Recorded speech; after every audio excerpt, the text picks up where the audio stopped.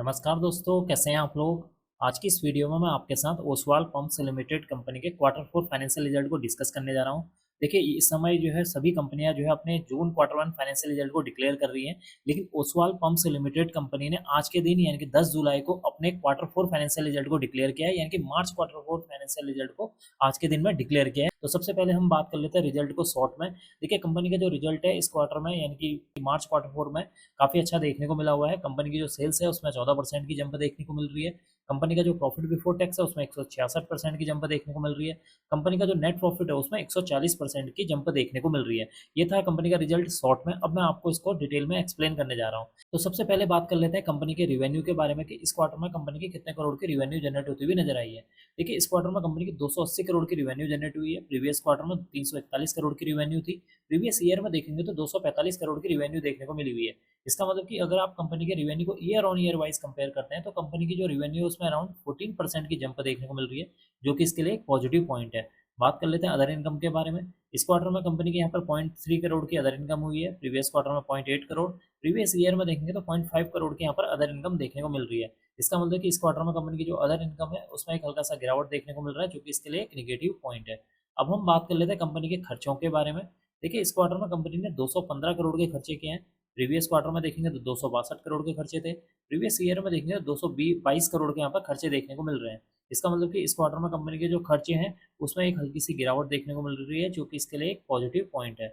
अब हम डिस्कस कर लेते हैं कंपनी के प्रॉफिट बिफोर टैक्स के बारे में कि इस क्वार्टर में कंपनी ने कितने करोड़ का प्रॉफिट बिफोर टैक्स जनरेट किया है।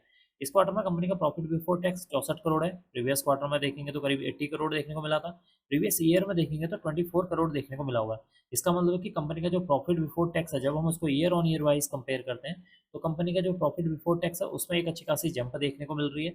परसेंटेज वाइज देखेंगे तो कंपनी के प्रॉफिट बिफोर टैक्स में 166% की जंप देखने को मिल रही है, जो कि इसके लिए एक पॉजिटिव पॉइंट है। अब हम बात कर लेते हैं कंपनी के मुनाफे यानी कि नेट प्रॉफिट के बारे में कि इस क्वार्टर में कंपनी ने कितने करोड़ का मुनाफा किया है। देखिए, इस क्वार्टर में कंपनी का जो मुनाफा है 48 करोड़ है। प्रीवियस क्वार्टर में देखेंगे तो यहाँ पर 60 करोड़ देखने को मिल रहा है। प्रीवियस ईयर में देखेंगे 20 करोड़ का यहाँ पर मुनाफा देखने को मिला था। इसका मतलब है कि कंपनी का जो मुनाफा है जब हम उसको year on year wise compare करते हैं तो कंपनी के मुनाफे में अराउंड 140% की जंप देखने को मिल रही है, जो कि इसके लिए एक पॉजिटिव पॉइंट है। अब हम बात कर लेते हैं कंपनी के ईपीएस यानी कि अर्निंग पर शेयर के बारे में कि इस क्वार्टर में कंपनी ने कितने करोड़ का ईपीएस जनरेट किया है।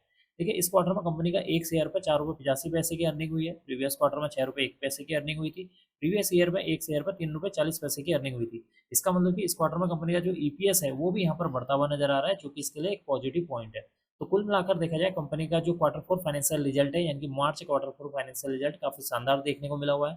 कंपनी की जो सेल्स है उसमें अराउंड जो 14% की जंप देखने को मिली हुई है। कंपनी का जो प्रॉफिट बिफोर टैक्स है उसमें 166% की जंप है। कंपनी का यहाँ पर जो नेट प्रॉफिट है उसमें अराउंड जो है 140% की जंप देखने को मिल रही है, जो कि इसके लिए एक पॉजिटिव पॉइंट है। कंपनी का जो ईपीएस है वो भी यहाँ पर बढ़ता हुआ नजर आ रहा है। तो कुल मिलाकर कंपनी का जो क्वार्टर फोर फाइनेंशियल रिजल्ट है काफी शानदार देखने को मिल रहा है। अब मैं इस वीडियो को यहीं पर एंड करूंगा। उम्मीद करता हूँ कि आपको ये वीडियो पसंद आई होगी। अगर आपको ये वीडियो पसंद आई तो please like share and subscribe करना ना भूलें। Thank you.